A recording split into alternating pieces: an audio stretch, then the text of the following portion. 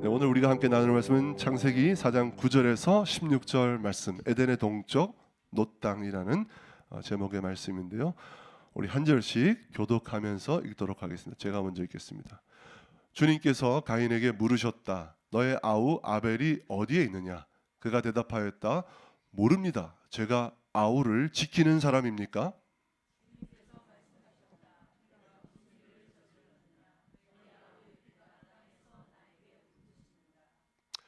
이제 내가 땅에서 저주를 받을 것이다. 땅이 그 입을 벌려서 너의 아우의 피를 너의 손에서 받아 마셨다.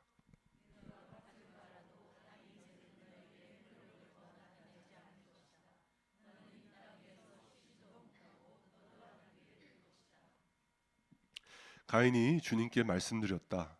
이 형벌은 제가 짊어지기에 너무 무겁습니다.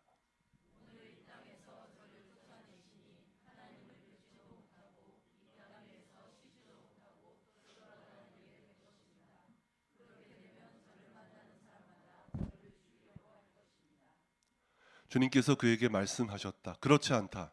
가인을 죽이는 자는 7갑절로 벌을 받을 것이다. 주님께서는 가인에게 표를 찍어주셔서 어느 누가 그를 만나더라도 그를 죽이지 못하게 하셨다. 다 같이요. 가인은 주님 앞을 떠나서 에덴의 동쪽 놋 땅에서 살았다. 아멘.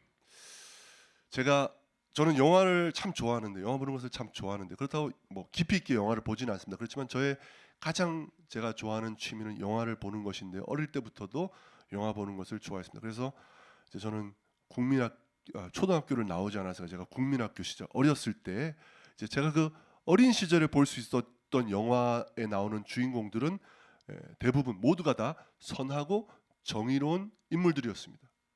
그런데요, 제가 나이를 먹어가면서 중학교, 고등학교 올라가면서 이제 볼 수 있게 되는 작품들 속에는 점점 정의롭지 않은 인물들도 주인공으로 등장하는 것이었습니다.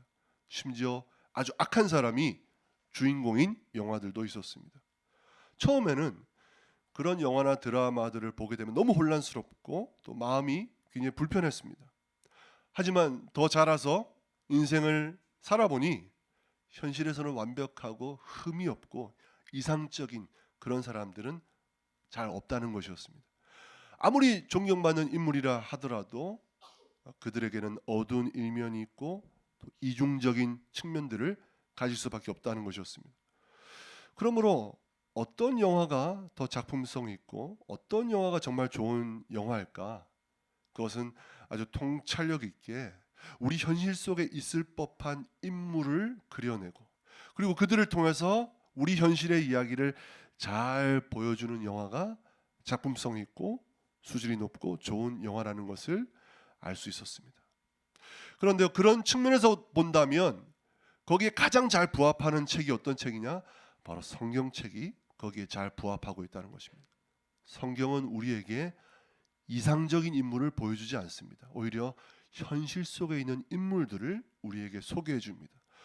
왜? 그것을 통해서 우리의 모습과 지금 이 세상의 현실을 있는 그대로 보여주고자 하는 것입니다. 오늘 본문도 마찬가지입니다. 제가 주일학교 시절에는 이 창세기 4장을 어떤 제목으로 들었느냐? 가인과 아벨의 이야기로 그렇게 들으면서 자라왔습니다. 하지만 본문을 조금만 살펴봐도 이것은 가인과 아벨의 이야기가 아니라는 것을 알 수 있죠. 이것은 처음부터 끝까지 누구의 이야기입니까? 가인의 이야기입니다. 아벨은 조연축에도 낄 수가 없고 그냥 엑스트라라고 보는 것이 맞습니다. 왜냐하면 대사가 한마디도 기록되어 있지 않거든요. 심지어 그가 죽을 때 무슨 말을 했는지, 어떤 비명을 질렀는지 신음소리조차 기록되어 있지 않습니다. 왜 성경은 주인공이 되어야 마땅할 아벨에 대해서는 아무런 관심을 기울이지 않고 가인이 단독 주인공인 그런 이야기를 써내려가고 있는 것일까요? 왜냐하면 가인이야말로 오늘 우리의 모습과 이 세상의 현실을 가장 잘 나타내 줄 수 있는 인물이기 때문입니다. 그래서 성경은 처음부터 매우 충격적이고 자극적 이야기를 다루고 있습니다. 아주 우리 현실의 깊은 밑바닥을 훑으면서 시작하는 것입니다. 그것은 우리의 문제를 있는 그대로 정말 제대로 정확하게 다루기 위해서 그렇게 하는 것입니다. 그런데요, 더 중요한 것은 성경은 현실을 있는 그대로 보여주는 것에서만 끝나는 것이 아니라 우리에게 소망도 보여주고, 그리고 우리는 어떤 길로 나아가야 되는지 그 길도 제시해 주고 있다는 것입니다. 만약 성경이 현실을 보여주는 것에서만 그친다면 진리의 말씀이 될 수 없었을 것입니다. 인간의 비참한 현실을 보여주지만 동시에 소망의 빛도 함께 비춰주고 있습니다. 그렇기 때문에 성경은 진리의 말씀이 되고 동시에 복음이 되는 것입니다. 아니, 동생을 잔인하게 죽였으면서도 여전히 뻔뻔하게 버티고 있는 이 가인의 모습 속에서 우리는 도대체 무슨 소망을 발견할 수 있고 어떤 희망을 발견할 수 있다는 말입니까? 결론부터 말씀드리면 성경은 우리에게서 소망을 발견하게 하는 책이 아니라는 것입니다. 성경은 우리 죄인들을 다루어 가시고 이 세상과 역사를 이끌어 가시는 그 하나님을 통하여 소망을 발견하게 하는 책, 바로 그것이 성경이라는 것입니다. 그러므로 우리는 오늘 본문을 통해서 첫 번째, 우리의 현실은 어떤 모습인가 그것을 살펴보고, 두 번째, 이러한 현실 속에서 우리에게 소망은 무엇이고 우리들이 나아가야 할 방향, 우리가 가야 할 길은 무엇인가, 그것에 대해서 함께 살펴보도록 하겠습니다. 우리 9절 말씀을 다 같이 다시 한번 읽도록 하겠습니다. 시작.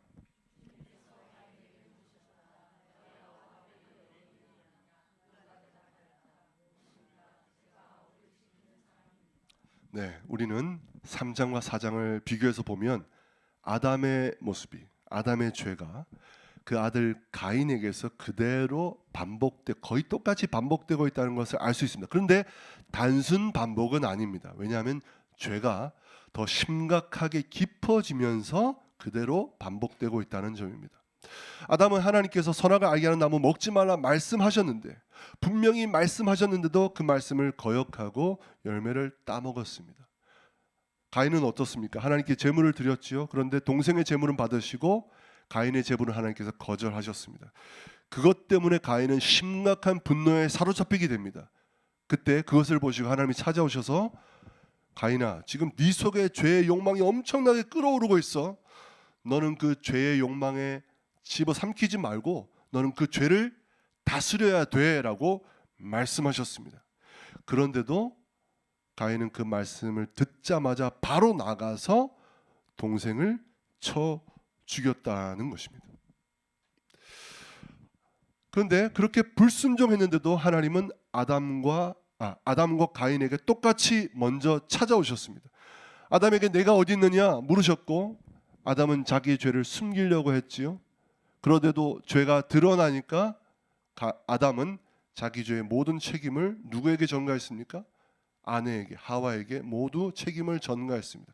가인도 마찬가지입니다. 하나님께서 가인에게 찾아오셔서 네 아벨이 어디 있느냐 물으셨지만 가인은 모른다고 잡아댔습니다. 거짓말을 한 것이죠. 자기 죄를 숨긴 것이죠. 그리고 곧바로 이어서 하나님께 제가 동생을 지키는 사람입니까? 그렇게 말하면서 자기는 동생에게 아무 책임이 없는 사람이라고 주장하고 있습니다. 아담의 모습이 가인에게서 그대로 반복되고 있습니다. 아담으로부터 가인까지 딱 한 세대가 지났을 뿐인데 죄가 똑같은 모습으로 반복되고 있고 동시에 더 깊어지고 있다는 것입니다. 우리는 여기서 중요한 한 가지 영적 원리를 발견하게 됩니다. 수직의 관계가 반드시 수평의 관계에 직접적인 영향을 미친다는 것입니다. 여러분, 지금 우리가 사람과 사람 사이에 일어나고 있는 무수히 많은 그 문제들을 보고 있지 않습니까? 이 모든 문제들은 궁극적으로 거슬러 올라가면 바로 하나님과의 수직적인 관계가 깨어졌기 때문에 발생하고 있는 일들이라는 것입니다. 그런데요, 그것은 시간이 흐른다고 자연적으로 치유되는 것이 아니라는 것입니다. 그것은 더 깊어질 수밖에 없다는 사실을 가인이 보여주고 있습니다. 여러분, 연못에 돌멩이를 던지면 어떻게 됩니까? 물결이 파장을 만들죠. 동심원을 그리면서 퍼져나갑니다. 그렇지만 멀어질수록 어떻게 되죠? 희미해지면서 그 파장이, 물결이 사라지게 됩니다. 하지만 하나님과의 우리의 수직적 관계가 깨어짐으로써 생겨난 그 파장은 수평적 인간 관계 안에서 희미해지면서 사라지는 게 아니라 오히려 더 뚜렷하고 더 강한 파장을 만들어내면서 더 큰 문제를 만들어내면서 퍼져 나간다는 것입니다. 가인이 그것을 보여주고 있죠. 지금 우리 세상이 갈수록 무정해지고 사랑이 메말라 가고 있는 이유가 바로 그것 때문입니다. 우리 사회가 점점 분노 사회가 되어가고 있는 것도 바로 그것 때문입니다. 수많은 문제들이 터져나오고 있는데 아무도 책임을 지지 않고 서로 남탓만 하고 서로 비난만 하고 서로 책임만 전가하고 있는 이유는 무엇입니까? 하나님과 인간 사이의 수직적 관계가 애초에 깨어져 버렸기 때문에 이 일들이 일어나고 있는 것입니다. 우리는 지금 우리 사회 안에 있는 문제들을 해결하기 위해서 모두가 다 힘을 합쳐서 대책을 세워야 합니다. 제도를 만들어야 합니다. 그 문제를 해결하기 위해서 많은 노력을 기울여야 합니다. 그러한 노력들을 절대로 게을리해서는 안 된다는 것입니다. 하지만 그럼에도 불구하고 그 노력과 시도들이 진정한 해결책이 되느냐? 그렇지 못하다는 것입니다. 왜냐하면 이 모든 문제들의 근본적이고 궁극적 원인이 바로 인간과 하나님 사이의 이 수직적 관계가 무너져 있기 때문에 일어나는 일이기 때문입니다. 여러분, 그렇기 때문에 세상에서 우리들이 너무나 중요합니다. 지금 세상이 기독교인들을 향해서 비웃고 무시하고 손가락질하고 있지만 그럼에도 불구하고 이 세상에서 우리들의 역할이 너무나 중요하다는 것입니다. 참된 믿음의 사람 한 사람이 우리의 가정과 우리의 공동체와 우리 사회 곳곳에 들어가 있어야 하는 것입니다. 그리고 그 속에서 하나님의 백성들이 말씀대로 살고 성경대로 살고 복음대로 살고 또 복음을 전하기 위해 힘쓰게 될 때 그것이 이 세상을 위해서는 정말 별것 아닌 일처럼 보여도 결코 그렇지 않다는 것입니다. 하나님과의 관계를 바로 세워가기 위한 우리의 노력이야말로 지금의 이 사회와 세상을 회복시키는데 가장 중심적인 노력이 될 수 있기 때문입니다. 여러분, 제가 과장하는 것 같습니까? 소돔과 고모라는요, 의인 몇 명이 없어서 멸망했죠. 의인 단지 10명이 없어서 멸망당할 수밖에 없었습니다. 온전한 그리스도인 신자 한 사람 한 사람은 이 세상을 지탱하는 정말 소중한 영적 기둥들이 되고 있다는 것을 여러분 기억하시기 바랍니다. 그러므로 거룩한 소명의식, 거룩한 자부심을 가지고 여러분 이 예배의 자리로 나아오십시오. 여러분이 매주 하나님을 예배하기 위해서 힘쓰고 여러분의 삶의 자리에서 예배자로 서기 위해서 몸부림칠 때 그것은 단지 여러분 개인만을 위한 노력이 아니라는 것입니다. 동시에 그것은 여러분의 가정과 이 세상을 회복시키는데 여러분이 기여하고 있다는 것을 믿으시기 바랍니다. 하나님과의 관계 회복에 내가 힘을 잘 쏟고 있다고 생각했는데 만약 나의 수평적 관계에 문제가 많이 일어나고 계속해서 여러 가지 갈등들이 일어나고 있다면 여러분 다시 한번 하나님과의 관계를 점검하시기 바랍니다. 다시 하나님 앞에서 자신을 돌아보시고 하나님 앞으로 나아가시기 바랍니다. 그래서 여러분들 진정한 회복의 사람이 될 수 있기를 주님의 이름으로 축원드립니다. 우리 웨스트 교회의 첫 글자는 뭐죠? W입니다. 그 W에 우리의 비전과 가치를 담았죠. 첫 번째 W는 Worship and Fellowship입니다. 월십, 하나님과의 수직적 관계, 그리고 Fellowship, 우리 서로 형제와 자매들, 우리 지체들 간의 이 수평적 관계를 함께 회복해 갈 때에 그것이 이 세상을 살리고 세상을 복되게 하는 길이 될 줄 믿습니다. 그래서 그 가치와 비전을 우리 첫 글자에 담아 놓은 것입니다. 사랑하는 성도 여러분, 우리 다 함께 하나님만을 온전히 올려다보고 그리고 우리 마음을 담아서 서로를 잘 돌아봄으로써 이 수직과 수평의 십자가 정신을 온전히 이루어 나가는 우리 모두가 될 수 있기를 주님의 이름으로 축원드립니다. 우리 10절과 10절부터 12절 말씀도 다시 한번 읽도록 하겠습니다. 시작. 그래서 말씀하셨다.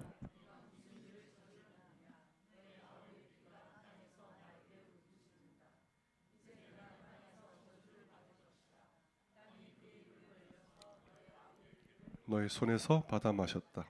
네가 밭을 갈아도 땅이 이제는 너에게 효력을 더 나타내지 않을 것이다. 너는 이 땅 위에서 쉬지도 못하고 너는 쉬지 못하고 떠돌아다니게 될 것이다. 유리방랑하게 될 것이다. 여러분, 수평적 관계는 단지 사람과 사람 사이의 관계에서 끝나지 않고 자연과 세상으로까지 확장되는 것을 볼 수 있습니다. 그래서 인간과 인간 간의 갈등이 일어날 뿐만 아니라 인간과 자연, 인간과 세상 사이에서도 갈등하는 원수 관계가 되고 만 것입니다. 아담이 범죄하자마자 하나님은 너의 죄 때문에 땅이 저주를 받았다고 말씀하셨습니다. 아니, 아담이 죄를 지었는데 왜 땅이 저주를 받았을까요? 그런데 여러분, 땅이 저주를 받으면 가장 직접적으로 피해를 경험하는 것은 누구겠습니까? 땅에 발을 딛고 살아가면서 땅의 소산물을 먹어야 살 수 있는 인간이 가장 직접적 피해를 입는 것입니다. 특히 가인의 직업이 뭐였죠? 농부였습니다. 인간의 죄 때문에 땅이 저주를 받게 되었고 그 저주의 결과와 피해를 직접적으로 받는 존재가 바로 사람이 되었다. 그것을 가인이 보여주고 있는 것입니다. 바로 이 저주 때문에 가인은 이 땅에서 사는 동안 쉬지도 못하고 떠돌아다니며 유리방랑하게 될 것이라고 말씀하셨습니다. 하지만 가인은 그 저주에도 불구하고 죄를 뉘우치지 않았고 도리어 불평을 하고 있는데요. 13절에서 14절 말씀 함께 읽겠습니다. 시작. 가인이 주님께 말씀드렸다. 이 형벌은 제가 짊어지기에 너무 무겁습니다. 오늘 이 땅에서 저를 쫓아내시니 하나님을 뵙지도 못하고 이 땅 위에서 쉬지도 못하고 떠돌아다니게 될 것입니다. 그렇게 되면 저를 만나는 사람마다 저를 죽이려고. 여러분, 너무 비겁하죠? 자기는 잔인하게 동생을 죽여놓고 자기는 다른 사람들에게 죽게 될까 봐 두렵다고 말하고 있습니다. 너무 비겁한 모습이죠. 그러면서도 자신의 죄를 전혀 뉘우치지 않고 있습니다. 이 형벌이 너무 무겁다고 불평만 하고 있습니다. 자기의 이익은 최대한 챙기고 자기의 피해는 최소화하려는 너무나 이기적이고 계산적인 모습이지요. 바로 우리의 모습 아니겠습니까? 하지만 이것에 대한 하나님의 반응이 더 충격적이라는 것을 알 수 있습니다. 15절 말씀도 읽겠습니다. 시작. 주님께서 그에게 말씀하셨다. 그렇지 않다. 가인을 죽이는 자는 7갑절로 벌을 받을 것이다. 주님께서는 가인에게 표를 찍어 주셔서 어느 누가 그를 만나더라도 그를 죽이지 못하게 하셨다. 하나님은 죄인 가인에게 그 생명의 안전을 확실하게 보장해 주고 계십니다. 심지어 표를 찍어 주시면서 누구든지 가인을 죽이는 사람은 내가 7갑절로 벌을 내리겠다고 약속하고 계십니다. 여러분, 성경에서 7은 완전함을 뜻하지요. 가인을 죽이는 사람은 하나님께서 완전하고 철저하게 징벌하시겠다는 말씀인 것입니다. 하나님의 말씀을 정면으로 어기고 동생을 죽여버린 죄인에게 하나님은 완전한 보호를 제공해 주시고 은혜와 긍휼을 베풀어 주십니다. 너무 이상하고 너무 충격적이지 않습니까? 아무 죄 없는 동생을 죽였으니 가인도 그에 상응하는 고통과 벌을 받게 하는 것이 맞을 텐데, 그것이 정의로울 텐데, 하나님께서는 죄인에게 너무 지나친 보호와 긍휼을 베풀고 계시다는 것입니다. 이게 과연 정의로운 일일까요? 도대체 왜 이렇게 하시냐는 것입니다. 여러분, 가인의 죄는 너무나 심각하고 무섭고 뿌리 뽑아야 할 죄이겠지만, 여러분, 끔찍한 죄의 사슬을 끊는 것은 결코 보복과 징계만으로는 되지 않는다는 것입니다. 앞에서 말씀드렸듯이 죄의 영향력은 시간이 흐르고 세대가 거듭된다고 희미해지거나 자연적으로 소멸되지 않고 오히려 더 깊고 더 심각한 모습으로 진화되고 반복된다고 제가 말씀을 드렸습니다. 그렇기 때문에 죄를 끊어내려고 더 강력하게 징계하고 더 강력하게 철저하게 응징하고 보복해 보십시오. 여러분, 그렇게 해도 죄는 사라지지 않습니다. 오히려 죄는 세대를 넘어갈수록 더 심각해져 간다는 것입니다. 죄를 끊어낼, 이 죄의 세대로부터 이어져 갈 죄의 사슬을 끊어낼 유일한 방법은 징계와 복수가 아니라 은혜와 긍휼, 용서가 아니면 우리 안에 있는 이 죄를 끊어낼 방법이 어디에도 존재하지 않는다는 것입니다. 장발장이 굶주린 조카들 위해서 빵을 훔쳤습니다. 빵 한 조각 훔쳤는데 결과적으로 그 죄 때문에 19년 동안 옥살이를 해야 했습니다. 그가 겨우 빵 한 조각 때문에 이런 어마어마한 형벌을 받고 아마 그 마음속에 입었던 상처와 세상을 향한 증오와 악받침은 그 어떤 것으로도 치유될 수 없었을 것입니다. 그런데 미리엘 신부가 자신이 베푼 친절과 호의를 배신하고 미리엘 신부가 소중히 여기는 음접시까지 훔쳐갔던 그 장발장을 아무 이유 없이 덮어주고 아무 이유 없이 용서해 주었을 때 장발장은 완전히 다른 사람이 되고 말았다는 것입니다. 인간의 죄는 시간이 흐를수록 강력한 동심, 힘해지는 것이 아니라 더 강력한 동심원을 그리면서 퍼져나가게 되어 있습니다. 아담에서 가인까지 단지 한 세대만 지났을 뿐인데 이렇게 심각한 모습으로 발전하게 된 것입니다. 시간이 흐를수록 더 심각해져 갈 수밖에 없습니다.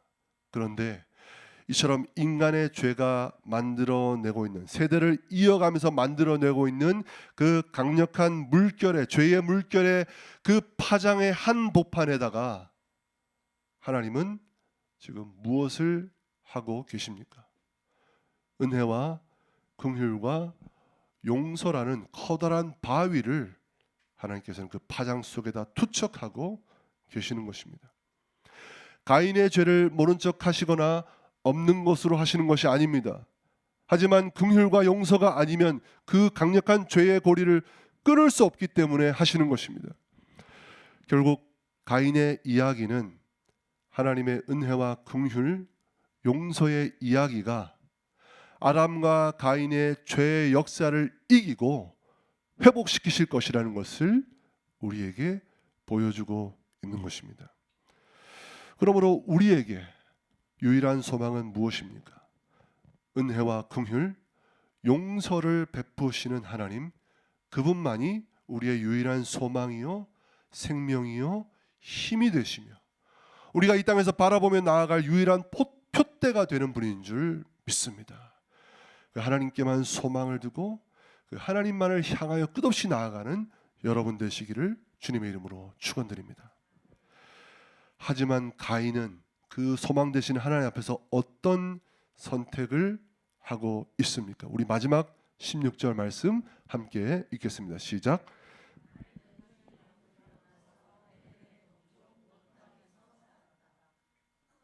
어디서 살았다고요? 에덴의 동쪽 놋 땅에서 살았다. 안타깝게도 가인은 주님 앞을 떠나버렸습니다. 그리고 에덴의 동쪽 놋 땅에 가서 정착해서 살았습니다. 하나님께 다시 돌아가기 위해 힘쓴 것이 아니라 하나님 앞을 떠나서 에덴의 동쪽으로 가서 터를 잡고 살아간 것입니다. 심지어 여러분 17절 말씀을 보면 가인은 최초로 도시를 세우는 모습도 볼 수 있습니다. 한 사람이 거대한 도시를 세운 것이죠. 이렇게 되면 12절에서 하나님께서 하셨던 그 저주의 말씀, 너는 이 땅 위에서 쉬지도 못하고 유리방랑하게 될 것이다, 그 말씀이, 하나님이 하신 그 말씀이 틀려버린 것처럼 보입니다. 그리고 반대로 가인은 하나님의 저주의 말씀도 스스로의 의지와 노력과 집념으로 극복해낸 불굴의 사람처럼 보인다는 것입니다. 여러분 과연 그럴까요? 여러분 절대로 그렇지 않다는 것입니다. 왜냐하면 가인이 가서 살고 있는 에덴의 동쪽, 그 땅의 이름이 뭐였죠? 놋. 여러분 그 놋의 이름이 무엇인지 아십니까? 놋의 이름은 유리함, 방황함이라는 뜻이 담겨 있습니다. 가인이 겉으로 보기에는 땅에 뿌리 내리며 떵떵거리며 잘 살고 있는 것처럼 보여도 사실은 그렇지 않다는 것입니다. 그는 여전히 유리방랑하는 인생에 불과하다는 것입니다. 반대로 이 땅에서 하나님의 백성들은 어떻습니까? 때때로 초라한 나그네처럼 보인다 할지라도 절대로 유리방랑하는 사람들이 아니라는 것입니다. 왜냐하면 그들은, 하나님의 백성들은 하나님을 거처로 삼고 살아가는 사람들이기 때문입니다. 시편 90편 1절에서 2절 말씀 함께 읽습니다. 시작. 주여, 주는 대대에 우리의 거처가 되셨나이다.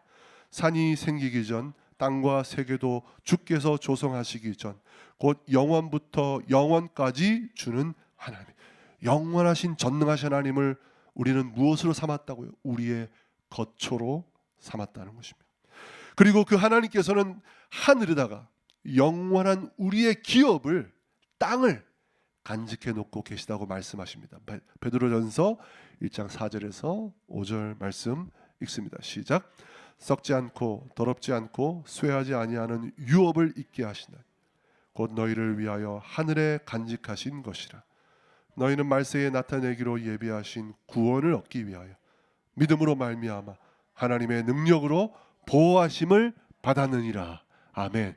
하나님의 능력으로 보호함을 받고 있는 줄 믿으시기 바랍니다. 저희 가정은 이번 주에 이사를 했습니다. 딱 그날 비가 오더라고요. 정말 짜증났습니다. 제가 결혼하고 사역을 시작하고 12번째 이사였습니다. 12번째 이사를 하면서 왜 아직 집이 없지 하는 마음이 들기도 했습니다. 하지만 영적인 눈을 열고 믿음의 눈을 열어서 보면 이 세상에서 아무리 많은 땅과 빌딩과 집을 가졌다고 해도 그것이 안정적 삶을 의미하는 것이 아니라는 것입니다. 소망이 되시는 하나님께로 돌아가지 않고 하나님께 예배하지 않는 인생은 아무리 이 땅에 거처가 많고 풍족한 삶을 살아도 그들은 여전히 에덴의 동쪽 놋 땅에서 유리방랑하고 있는 존재들일 뿐이라는 것입니다. 겉보기에만 괜찮아 보일 뿐 그들은 여전히 유리방랑하는 놋 땅의 사람들이라는 것입니다. 그러므로 그 에덴의 동쪽 편에서 어느 쪽을 바라봐야 되겠습니까? 서쪽을 바라야 되겠죠. 웨스트. 그래서 우리 웨스트 교회가 있는 거야. 명지 신도시 다 동쪽이에요. 놋 땅이에요. 웨스트를 바라보고 일로 와야 돼. 일로 와서 그 유리방랑, 정말 빛과 번쩍한 데서 살아도 유리방랑 일로 와서 하나님을 거처로 사는 삶이 되어야 하는 것입니다. 사랑하는 성도 여러분, 그러므로 날마다 우리 하나님께로 돌아갑시다. 우리 안에 있는 죄의 간성은 계속해서 우리 몸을 동쪽 놋 땅으로 돌릴 것입니다. 그러나 날마다 주님을 의지해서 우리를 사랑하신 하나님을 위해서 날마다 하나님께로 돌아섭시다. 그래서 하나님을 우리의 항구적이고 영원한 거처로 삼아서 이 세상을 살아가십시다. 세상이 보기에는 우리가 나그네처럼, 초라한 나그네처럼 보여도 이 세상에서 하나님을 거처로 삼고 있는 우리들은 하나님의 능력과 하나님의 보호하심을 받고 살아가는 복된 인생, 흔들림 없는 인생으로 살아가고 있는 줄 믿으시기 바랍니다. 바로 이 하나님을 거처로 삼는 그 믿음 가지고 이 땅을 담대하게 어깨 펴고 가슴 펴고 살아가실 수 있는 여러분 모두가 되시기를 주님의 이름으로 축원드립니다.